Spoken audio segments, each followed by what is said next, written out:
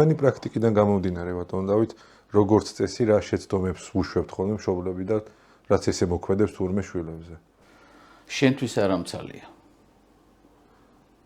გინდა სიტყვით იყოს და გინდა საქციელი. გინდა სიტყვით, გინდა საქციელით. ოღონდ რაც გინდა შეგისრულებ, ნუ შემაწუხებ.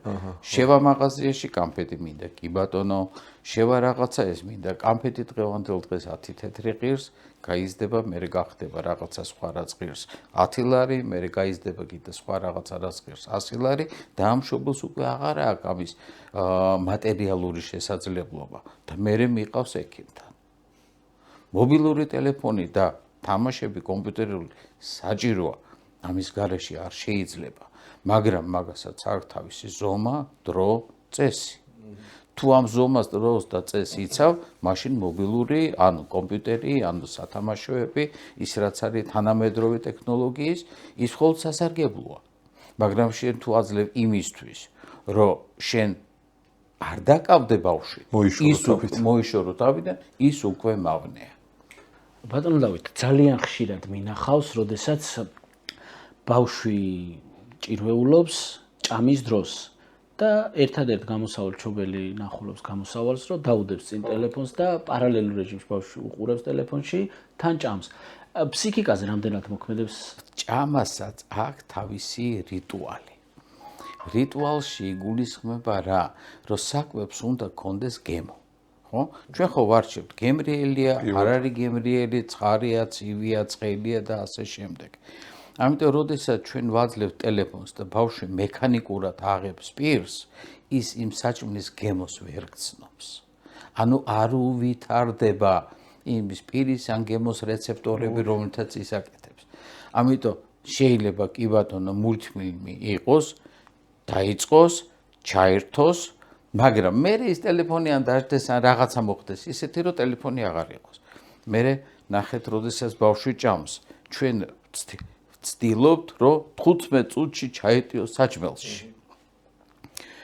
ბავშვი ჭამს 9 საათით, ამიტომ მირჩევნია ტელეფონი ჩქარა მივაყარო კოვზით, შეჭამოს დამთავრებულს და ესაკითხი მაქვს დამთავრებული. ან მეორე ვარიანტი დავხარჯო 9 საათი, დავკარგო, ვითომ დავკარგო 9 საათი და ბავშვს ვასწავლო კოვზით ჭამა. მაგრამ ესეც შრომა მინდა? ცალია? თუ გასაქცევი ვარ. ანუ კვლავ კომუნიკაცია.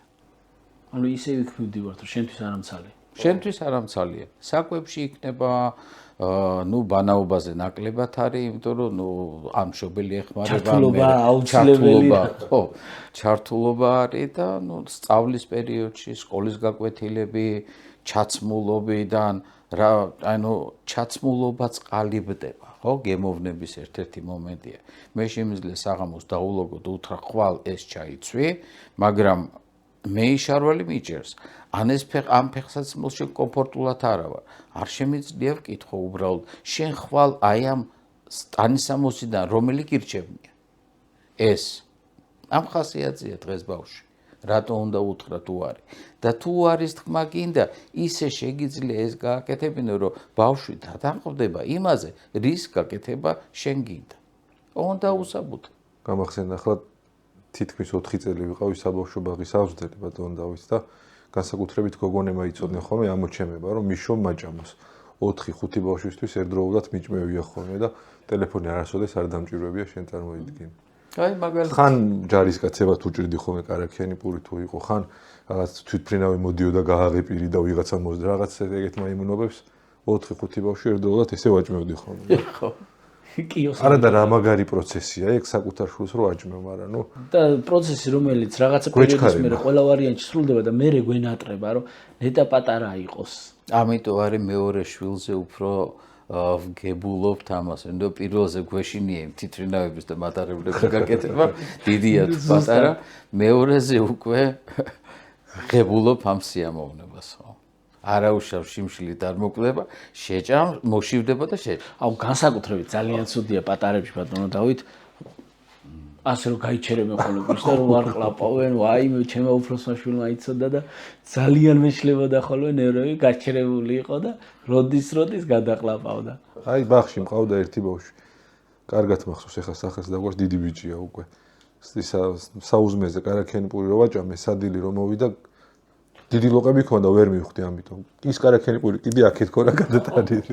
ინახავთ, მეორე დღეს მოვიდა იმ კარაქიანი პურით, ხო?